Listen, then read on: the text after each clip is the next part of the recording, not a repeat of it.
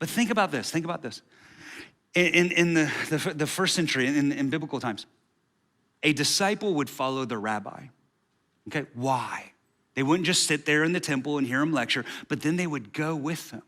Why? Because they wanted to see what he saw, and they wanted to hear what he heard, and they wanted to see how he talked. They wanted to see how he treated people. They learned from hearing him pray.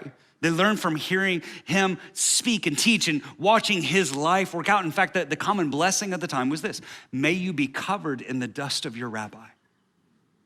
That's how you would bless a disciple. May you be covered in the dust of your rabbi.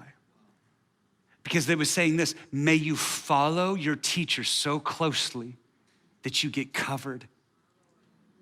May you follow them so closely that his ways get on you.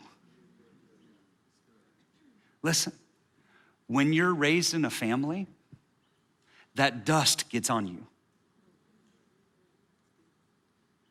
And some of you were raised in healthy families, so you got gold dust. Come on. Lots of times when you're in a healthy family, you don't understand how blessed you are because it's just the way life works, right? But you're blessed. But many people grew up in unhealthy families. And here's what you also have to understand: you're also covered in that dust.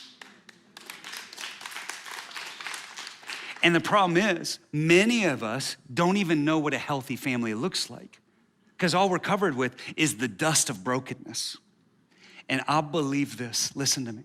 I believe that over the next few weeks, that God is going to supernaturally clean that broken family dust off of us and relay the foundation for what a healthy family looks like. Because too many of us, we feel like we're trying to put a 10,000 piece puzzle together, but we don't have the box picture. So we're just like, I don't know what I'm supposed to do. I don't know what I'm supposed to do with a relationship. I don't know how I'm supposed to treat a woman. I don't know how I'm supposed to treat a man. I don't know how to raise kids. I don't know. And what God wants to do, he wants to bring you firstly into this thing called oikos. Because we need a spiritual family that has pulled a chair up for us so that we can come into that and watch. And watch. Listen, this was the blessing in Jewish culture, right? I know it may not sound like it to our American ears, but mom and dad were still in the house. Grandparents were still in the house, right? The adult children were there. They had their children there. The extended family, they would open up their doors and the friendship circles would come in, right? So that they could see and watch and learn and grow from each other. And so married couple, I got an idea.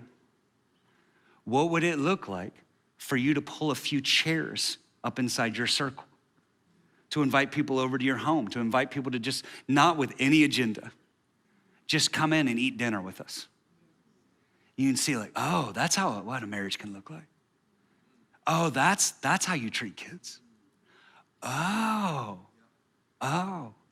What would it look like if you befriended an older couple so you would actually be able to learn from those who have gone before us?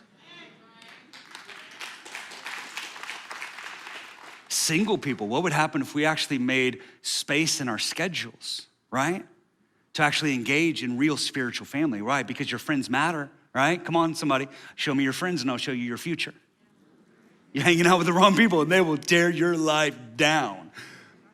But come on, in the family of God, there's safety. In the family of God, there's help. And what we might actually find is that we find ourselves saying things like this: oh, that's what a healthy marriage looks like. I can do that. Oh, that's what a healthy family looks like. Oh, I didn't even realize, man, my family really was messed up. But man, I can do that. I can do that in God. I can do that. Oh, that's what grace looks like. Oh, that's what forgiveness looks like. Oh, that's how healthy people actually talk to each other. Oh, that's how you pray. Oh, that's how you forgive. Oh, that's what it looks like to share the good news. And we learn from each other, because no longer is it us four and no more. We're actually beginning to form oikos. We're pulling up chairs to the table. Thanks for stopping by our channel. To learn a little bit more about our church, stop by connectivevictory.com where you can find a campus near you, give, or even join an online small group. And don't forget to like, comment, and subscribe because we have a lot of great content that's going to be coming your way. So don't forget to hit that bell icon so you don't miss a thing.